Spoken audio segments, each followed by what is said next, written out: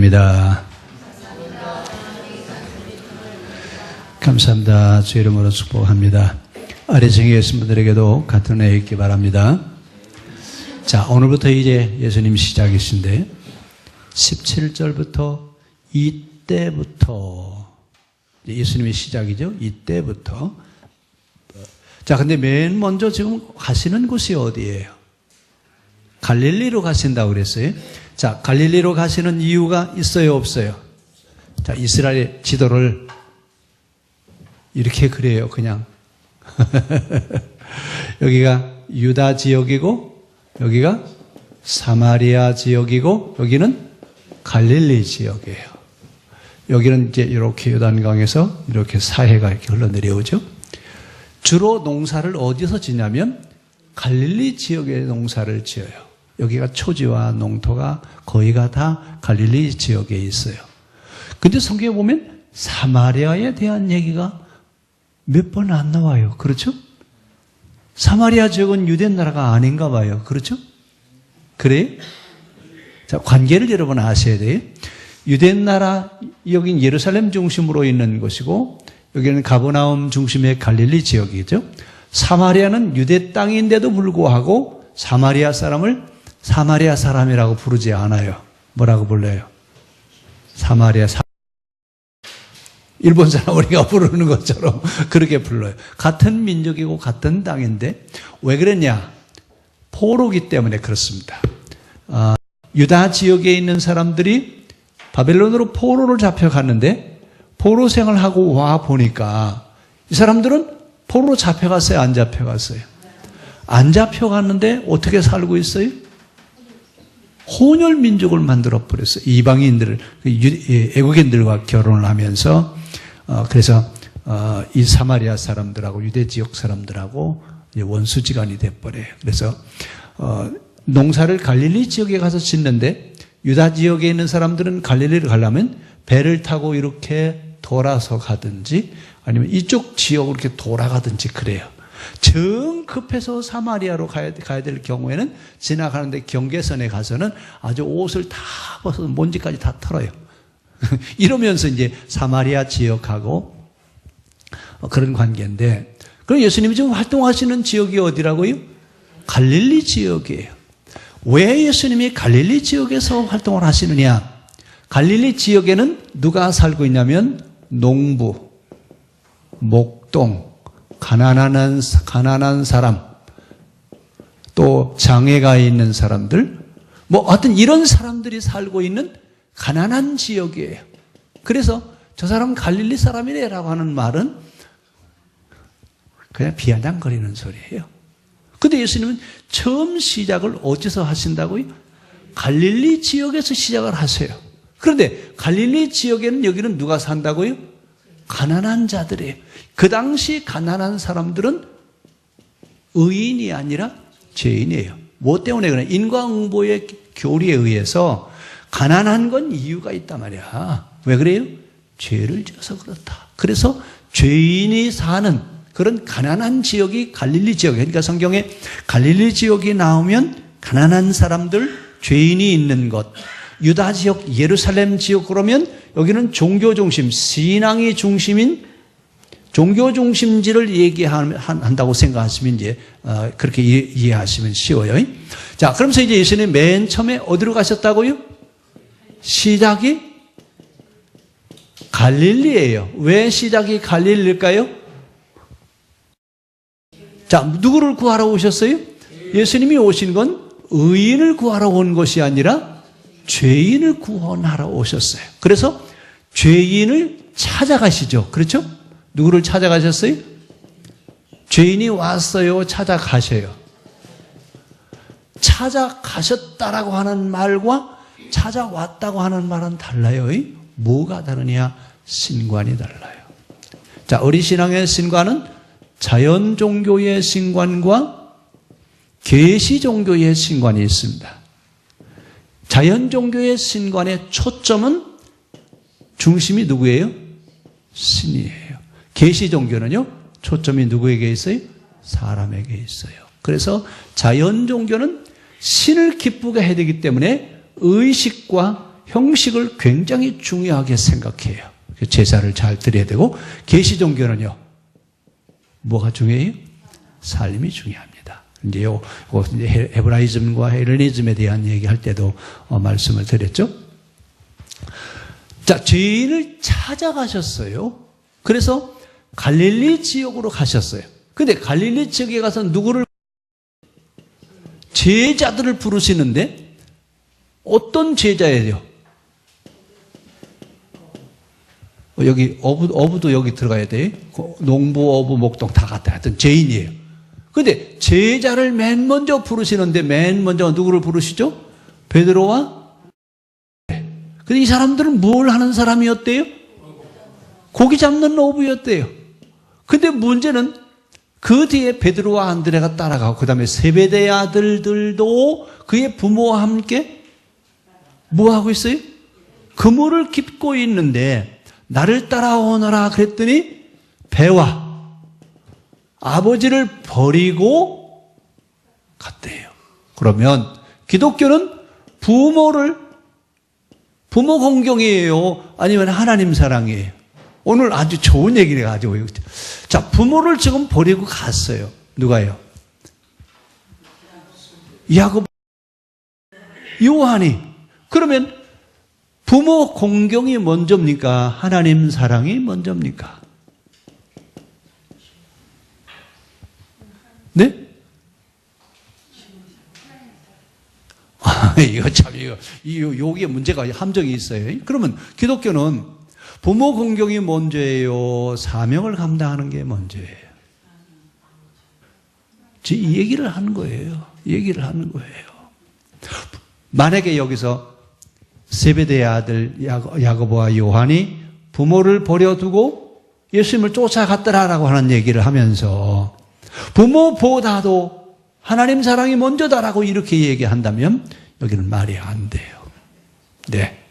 여기는 함정이에요. 그러면 제자들이 지금 나를 따라오너라 그랬죠? 나를 따라오너라 그랬더니 예수님 뭐라고 말씀해요? 제자를 부르시면서 내가 연봉 얼마를 준다고요? 예? 보너스는요?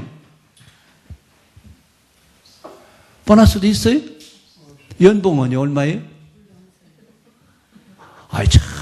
여러분 직장에 들어가는데 다 협의하고 가요? 그냥 무조건 들어가요? 협의하고 가시잖아요. 연봉 얼마, 보너스 몇 프로, 휴가 며칠, 다 이런 거 다 얘기하고 가는데 나를 따라오너라 그랬더니 뭘 버리고 그냥 가요? 배도 버리고 그물도 버리고 부모도 놓고 그리고 예수님을 따라갔대요. 그러면 예수님의 제자들은 예수님을 사전에 알고 있었나 보죠? 그렇죠? 그래요? 그게 오너라 그랬더니 따라갔다고요?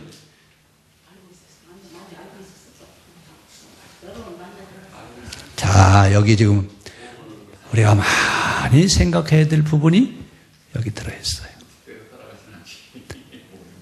만약에 여러분 무조건 다른 사람이 와서 여러분 지금 직장에서 일하고 있는데 나를 따라오느라고 이태원 고사님한테 고사님 누가 고사님 나를 따라오너라 내가 너를 사람 나는 어부가 되게 한다 그러면 고사님 가실래요? 이게 쉬운 얘기 아니에요. 여러분 지금 가족도 있고 다 자녀들도 있는데 지금 하던 일을 놓고 가면 어떻게 돼요? 어떻게 누가 먹고 살리려고요? 여러분 같으면 오너라 그러면 가시겠어요? 예?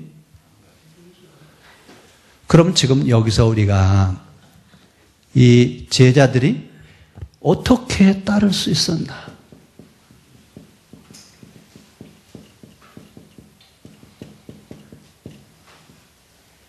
어떻게 따라갔어요? 자, 그 다음에 세 번째. 배와 그물과 두고 따라갔어요. 그렇죠? 그러면 부모 공경이 먼저예요? 아니면 주님을 따르는 것이 먼저예요? 예? 이 사람들은 어떻게 되는 사람들이에요? 부모 공경해야지 배와 그물을 놔두고 어떻게 따라갈 수 있어요? 네?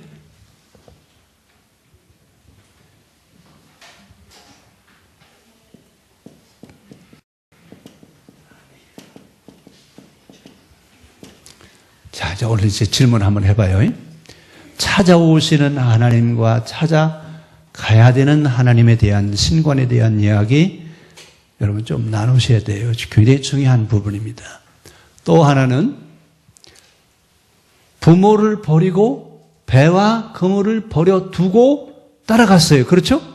어떻게 따라올 수 있었는가라고 하는 얘기. 또 하나는 부모를 사랑하는 것이 먼저일까요? 주님을 사랑하는 것이 먼저일까요? 요거 이제 같은 얘기가 되겠습니다만 한번 같이 얘기 한번 해보세요. 지금은 10분이니까 1시 5분, 오늘 15분만 시간 드릴게요. 15분만 1시 5분, 2시 5분까지 한번 나눠보겠습니다. 난관에 부딪히는 문제가 어떤 문제냐면 영성이 여기에서 포함되어 있어요. 그래서 성경을 해석할 때는 역사와 영성이 같이 있어야 성경을 해석할 수가 있습니다. 지금 제자들을 부르실 때 나를 따라오너라라고 했을 때 일반적인 견해로는 사전에 뭐 어떤 그 교감이 있었지 않냐. 그렇지 않으면 어떻게 나를 따라오너라. 그러면 곧 따라갈 수 있었겠느냐. 그러면 사전에 교감이 있었든지 어떤 관계가 있었으니까 따라갈 수 있을 것 아니냐.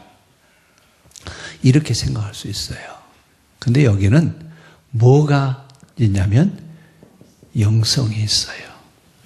예수님의 그 눈빛과 제자들이 예수님의 눈빛을 바라보는 시간에 그들이 그 눈빛에 빨려 들어가는 거예요. 이건 영적인 과정에서 이제 설명하는데 예수님이 그들을 바라보는 순간에 그들은 따라갈 수밖에 없어요. 이것은 이제 첫 번째 제자들이 누구를 체험하는 거냐면 여기서 예수님을 체험하는 거예요.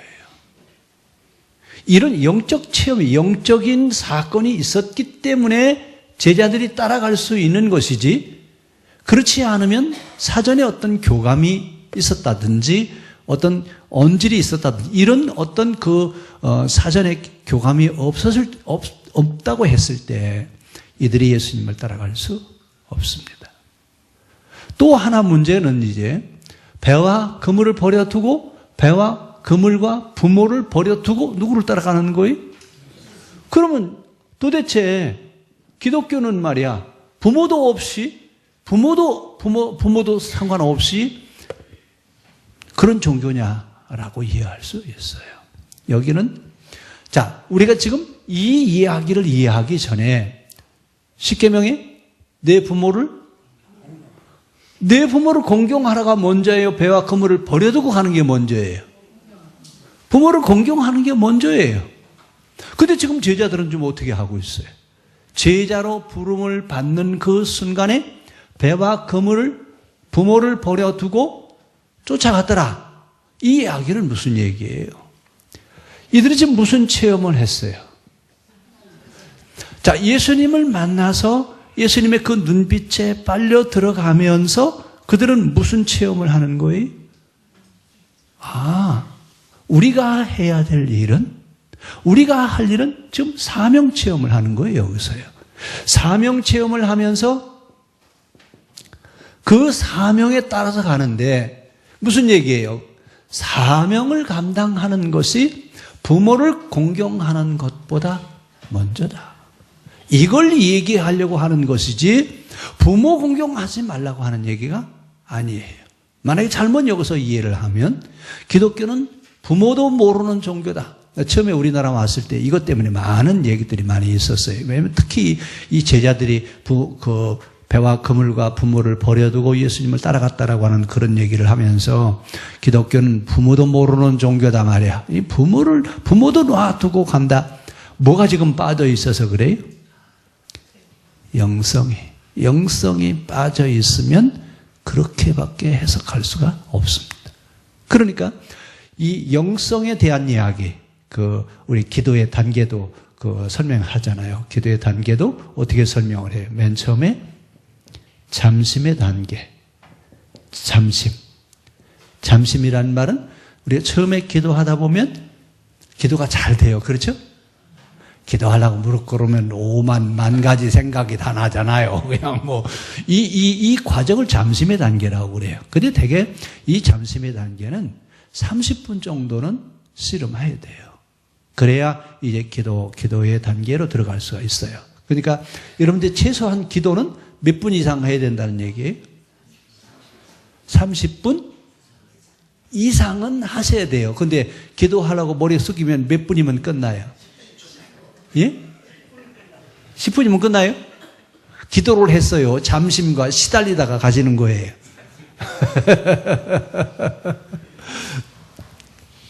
제대로 기도하려면 최소한 1시간 정도는 하셔야 됩니다. 그래야 잠심을 이길 수 있는데, 그러면 기도 생활을 하는데 이 잠심의 문제를 어떻게 해결할 것이냐. 처음에는 생활을 정리해야 돼요. 생활이 신앙생활하는 사람으로서 생활이 정리가 안 되면 이 잠심이 나를 떠나지 않아요. 그래서 제일 먼저 잠심의 문제를 해결하려면 생활을 정리해야 됩니다. 생활이 신앙생활하는 사람으로서의 정도에서 벗어나면 안 됩니다. 그리고 나서 이제 이 잠심의 단계를 넘어가면 신비체험의 단계가 와요. 이 신비체험의 단계는 여기서부터 우리는 조심해야 돼요. 대개 이제 기도를 좀 한다 하는 사람들이 체험하는 자가 어디냐면 여기예요. 그런데 미안하지만 이 신비체험 단계는 그냥 이런 단계가 있구나 라고 할 정도로만 알면 돼요.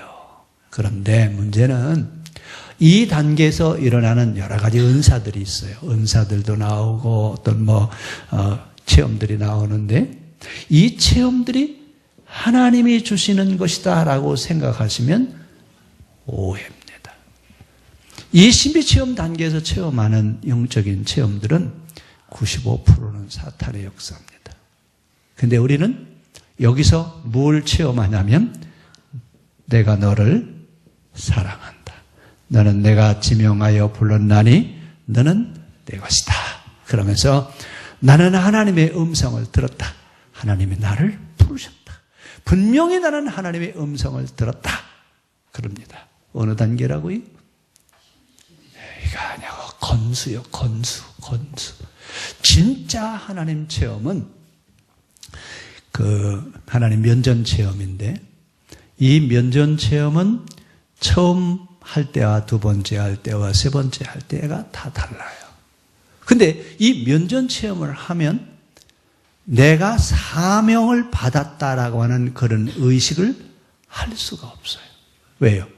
그분을 알기 때문에 내가 그분의 일을 한다라고 하는 말을 할 수가 없어요. 여기서는 사명을 주시기는 주시는데, 이때의 사명은 부정적 사명관입니다. 그래서 나는 아닙니다. 나 같은 것이 무엇을 할 수 있습니까? 대표적인 사람이 누구냐면 모세예요. 모세는 여러분 누군지 아시죠? 바로의 궁정에서 왕자 교육을 몇 년 동안 받았어요? 40년 왕자 교육을 받았어요. 그래서 전설에 의하면 두 번째 바로, 서열 두 번째 바로였답니다. 그러면 지금 현재 바로가 죽으면 뭐가 될 사람이? 왕이 될 사람이에요. 그런데 그런 최고의 학식을 가지고 있는 사람인데 하나님 사명을 주셨을 때 뭐라고요? 나는 아닙니다. 나는 말도 못하고요. 나 같은 사람이 무슨 그런 일을 할 수 있겠습니다. 나는 아닙니다. 부정이에요? 긍정이에요? 부정으로 갑니다. 진짜 사명은 긍정으로 가지 않고 부정으로 갑니다. 그리고 이제 이 신비체험의 단계에서 와지는 이런 체험들은 마음에 담가 두지 마십시오. 그런데 이제 요 정도, 요 신비체험 두 번째 단계에서 체험을 하면 최고의 영적 경지에 갔다고 생각해요. 근데 그 다음에 관상의 단계, 나다의 단계, 합일의 단계, 그리고 다시 제자리로 돌아옵니다. 이런 영적인 기도의 단계가 있어요. 근데 우리는 이런 기도의 단계에 대해서 잘 얘기를 안 하지요. 그렇죠? 그래서 우리가 주로 한 기도는 통성기도입니다. 서양 사람들은요, 통성기도 하자 그러면요, 뒤로 자빠져요. 그래서 영어로 원래 이게 프레이어라고 하는 말이 기도인데, 보컬 프레이어라는 말이 있어요. 무슨 소리예요? 소리 내서 하는 기도하자, 통성기도하자라고 하는 말이 있는데, 어떤 때는 심지어 우리나라 말로 통성 프레이어 이렇게도 써요. 통성기도는 우리나라밖에 없어요. 그러니까 우리나라 기도원이나 이런 데 집회하는 것을 애국 사람들이 와서 보면요, 기절해요, 기절. 그런 집회는 없어요. 세계 어디에도 없어요. 우리나라만 있어요. 그래서 우리나라는 대단한 나라입니다. 하나님이 특별히 사랑하는 나라예요. 그러면서 여기 이 신비체험 단계에서 하나님 체험을 하는데 그때 주시는 말씀이 있어요. 무슨 말씀을 주시냐면 특별히라고 하는 말을 주세요. 너는 특별히, 내가 너를 특별히 사랑한다. 너는 특별한 사명을 받았다. 특별하다. 누구 말일까요? 하나님 말씀일까요? 사탄의 말일까요? 사탄의 말이에요. 근데 우리는요, 내가 기도하다가 하나님의 음성을 들었는데 하나님이 나를 특별히 사랑하신대. 넘어가요, 안 넘어가요? 누구한테 꿰어요? 마귀한테 꿰는 거예요. 그래서 기도를 하시는 분들은 잘 분별하시기를 바랍니다. 분별해서 이 영적인 것이 하나님에게서 온 것이냐 사단에게서 온 것이냐 분별이 안 되거든 그냥 관심 두지 마십시오. 한 번 체험, 하나님이 또 필요하실 때 또 체험하게 하세요. 그리고 또 모르면 또 체험하게 하세요. 알 때까지, 내가 그것을 받아들일 때까지 하나님은 내게 체험을 주셔요. 근데 마귀는요, 그냥 미끼를 꿰는 것처럼 확 꿰버리려고 그래요. 요게 달라요. 그러니까 냉철하게 여러분 구별하셔서 이런 영적인 단계 잘 이해하셔야 됩니다. 여기는 지금 뭐가 필요하다고요? 영성에 대한 이해가 없으면 어떻게 예수님이 나를 따라오너라 라고 할 때 그들이 따라갈 수 있었느냐?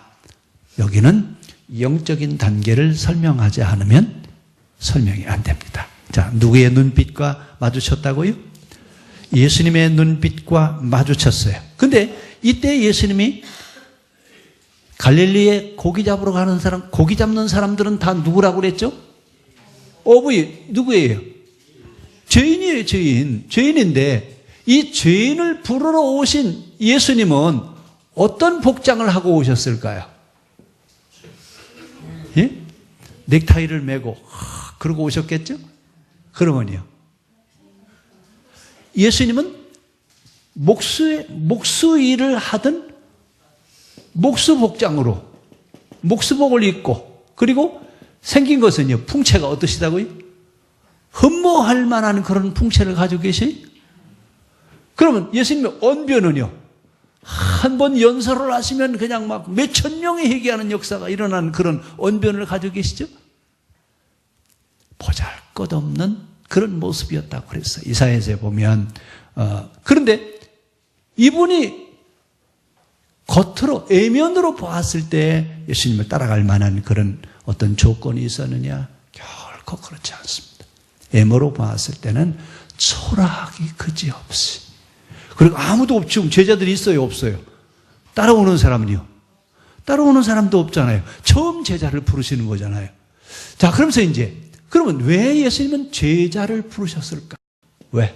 왜 제자를 부르셔야 됐을까요? 제자가 어떤 사람인데요?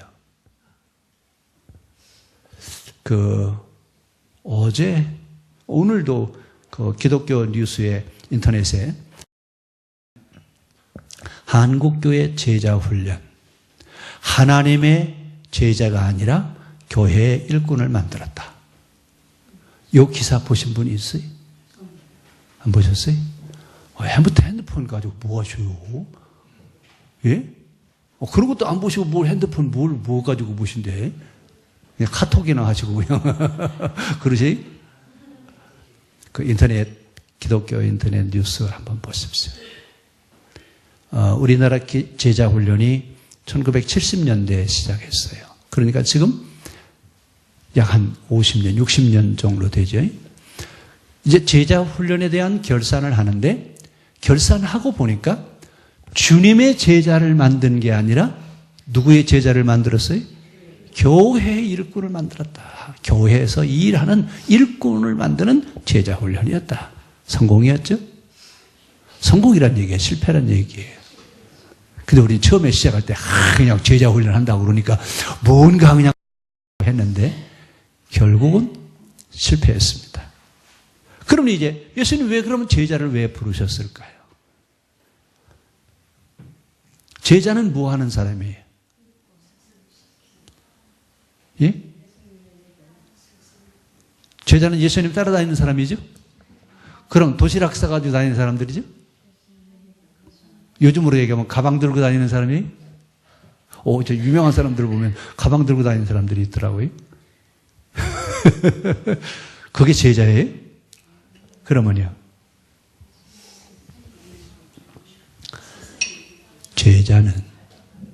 제자는 스승의 삶을 같이 살아갈 수 있는 사람이에요. 그럼 여기서 예수님이 부르시는 제자는요, 당신이 돌아가실 것 미리 알아요, 몰라요? 다 아시잖아요. 당신이 없이도 당신의 삶을 살 수 있는 사람이 되기를 원해서 제자를 부르시는 거예요. 근데 그 제자를 부르시는데 그 당시 지성인도 아니에요. 그렇죠? 어떻게 보면 최고의 핫바리들이에요. 난 놓고 뭣도 몰라요? 지게받쳐 놓고 A자도 모르는 사람들을 나를 따라오너라. 특히 여러분 그래서 복음서에 보면 마가복음에 맨 먼저 기록된 복음서 가운데는 마가복음이 제일 먼저 기록이 돼요. 누가 기록하냐? 마가가 기록해요. 근데 뭘 기록하냐? 베드로의 설교를 대신 누가 기록해요? 마가가 대신 기록했어요. 왜 베드로의 설교를 마가가 대신 기록했어요? 예? 베드로는 그를 모릅니다. 그래서 대신 베드로가 한 설교를 집필한 사람이 마가예요. 그래서 마가복음 우리 말고 베드로복음 했으면 좋은데 그냥 마가복음이라고 그랬어요. 마가가 기록했다. 그래서 마가복음이에요. 그러니까 제자들 보면 면면이 똑똑한 사람도 있어요. 빌립이라든지 또 도마라든지 또 마태라든지 이런 분들은 정말 똑똑한 사람들이에요. 그런데 어부 출신들을 보면 그냥 그래요. 근데 맨 먼저 누구를 부르셔요? 어부인 베드로와 안드레, 야고보, 요한을 부르셔요. 뭘 보고 부르시는 거예요? 겉을 보고 부르세요? 아니에요. 그들의 내면을 보고 그들이 예수님과 같은 삶을 살아갈 수 있는 사람이 될 수 있다라고 하는 내면을 보고 부르셔요. 그래서 나중에 예수님이 부활하시고 나서 그들이 성령 받고 나서 어떻게 해요? 베드로와 바울은 AD 64년에 네로 박혔대. 그때 순교하잖아요. 다 제자들이 제명에 돌아가신 분이 있어요? 다. 마지막 제명에 간 사람은 계시록을 기록한 요한 한 분밖에 없어요. 근데 그분이 거의 한 102세인가 103세 정도 살았다고 그러더라고요. 근데 그분이 그렇게 오래 살고 싶어서 산 게 아니에요. 여러분 박해에 대한 얘기 했었죠?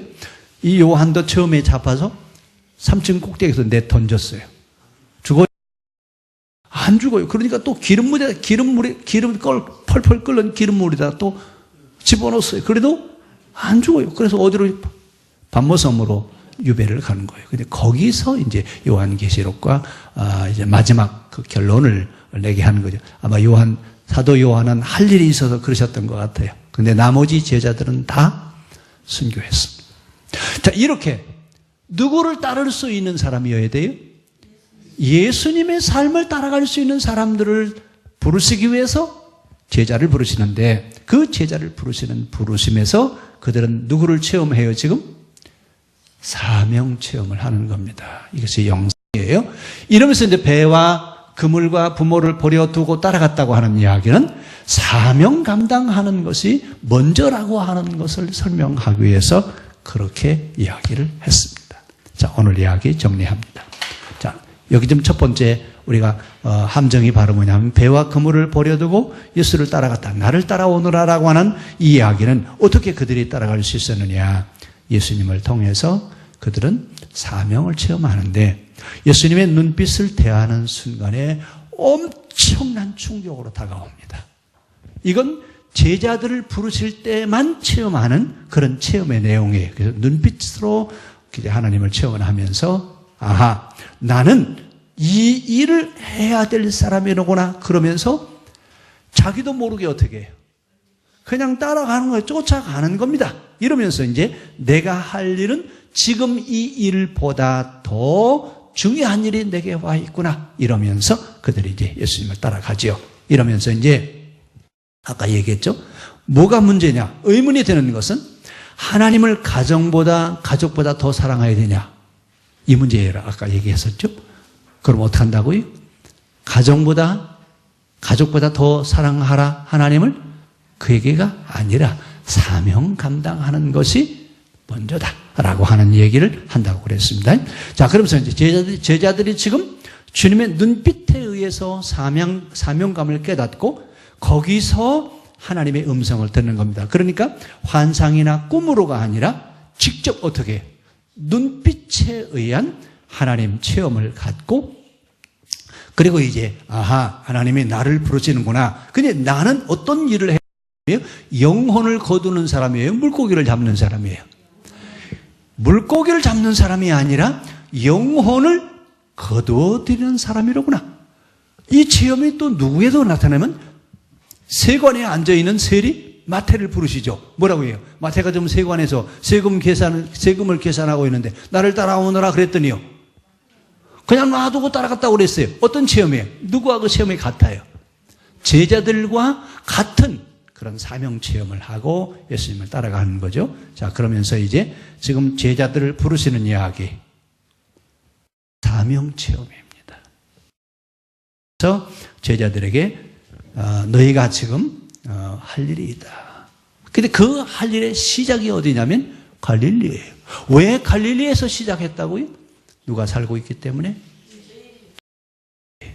예수님은 죄인을 구원하러 오셨지 의인을 부르러 오신 분이 아니라고 하는 얘기가 이제 그 뒤에 가서 하실 겁니다. 그래서 처음에 사역이 갈릴리, 즉 죄인들이 살고 있는 지역에 가셔서 맨 먼저 제자들을 부르시는 그런 이야기들을 하시고 있습니다. 그러면 오늘 우리도 주님이 부르셔야 안 부르세요? 누구가 되라고요? 이 시대 너희가 내 일을 대신 감당할 수 있는 제자로서의 삶을 살아가라. 지금 우리에게 제자의 사명을 주시고 제자로서 삶을 살아가기를 원하십니다. 기도하시겠습니다.